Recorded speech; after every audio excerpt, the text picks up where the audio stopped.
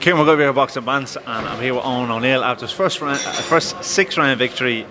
Owen 60 to 53. Obviously, he had the point deducted in the last round. Owen, would it be fair to say that's really what you needed? Like, oh, wow, brilliant, mate! I loved it. I was pretty nervous actually going into that fight because I knew it was a bit of a step up for myself and stuff. Definitely the toughest fight I did. He knew his way about the ring, like, didn't he? But I felt like as the rounds went on, I was getting better.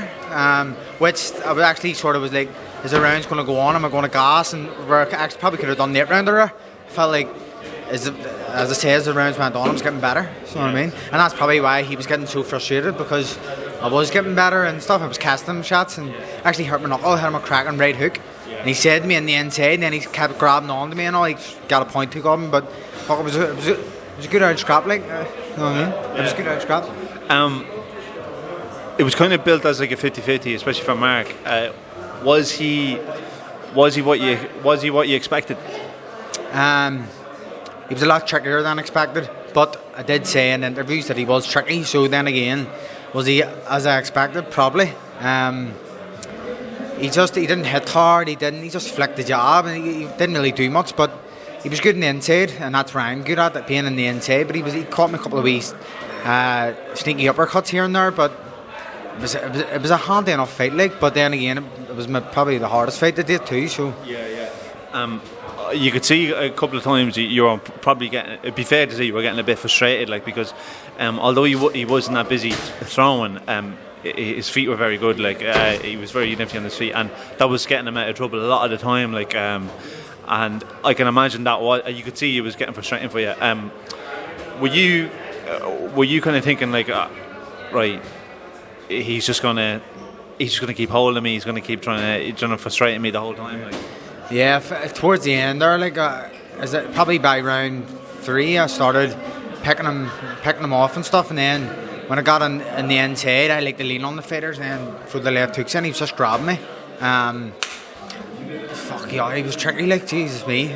Like, ducking on your arm, and then things like when you were coming in close, he was like deliberately putting both of his hands on the back of your head and pushing you down. Yeah, like, he grabbed me like that and then he was holding on to the ropes a lot. Do you know what I mean? So.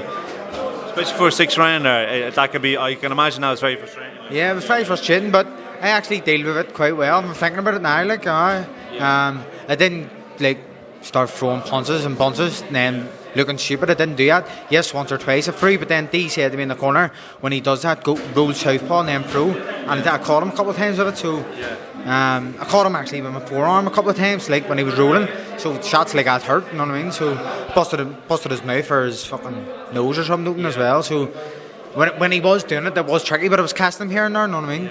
So. You could see, like, when someone's really tricky like that, they pick up patterns very quickly, like, and you could see you were going to need a lot of variety to throw him off. So you're doing things like you're doubling up the jab and then backhand, and then you're almost using your front hand as almost like a backhand when you were throwing the loop and overhand hook, like, do you know what I mean? Was that something you were ready to do? Yeah, well, D said to me in the corner, jabbed their body a couple of times and then threw the front hand over the top, and I caught him a couple of times with it too. There's the main man in. Mark Dynamite now, I'm going to bring it out soon, I'm telling you. You know who's getting it next, I'm telling you, you know. Are you cool? Right, so first 6-rounder, so you're very happy. Your first time on Mark's show. Have you spoke to you about plans now moving forward? Because obviously you had a great relationship with Leonard and Stephen. Like, so what's your thought process going now? What's your thought process going forward now? Like, what's the conversation? I know sort of what's. I'm hoping to fight for a title next, like Celtic title next. Probably the most nerve-wracking thing of this whole night was, yes, it was getting the win, but it was to impress Mark. Mark never actually watched me live, so that was a big thing on my shoulders tonight, was to perform for him, and he was happy. As soon as he came in the ring, he was loving it, like, and there you go, he just come over. So as long as he's happy, I'm happy, and I really want to prove to him that he's worth signing me, like, and I can do well and win titles.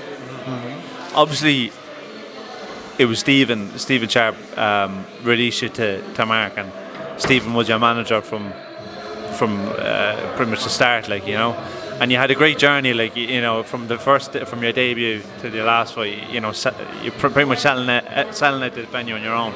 Do you have anything to say, like reflecting back on your time with Boxing Ireland? Well, Boxing Ireland was it was a great start. It couldn't have went any better. From the pro debut, sold close to 200 tickets. The Luxembourg, the Spain, it was fucking, sorry for the excursion. It was brilliant. Great memories. They made me the Oneill, the fan favourite, the guy who sold all the tickets. That's what I'm known as. You know what I mean? Where now I want to be known as I'm a hard cunt and I know how to fight too.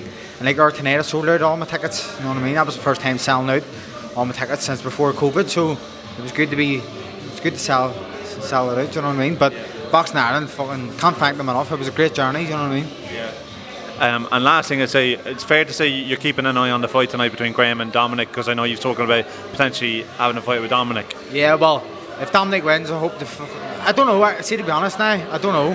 Whatever Mark says, I would love if Dominic wins. I don't even know if I'm going to fight Dominic, but I want to fight him just to get the revenge. But then again, I only want to fight Dominic because he's beat me before.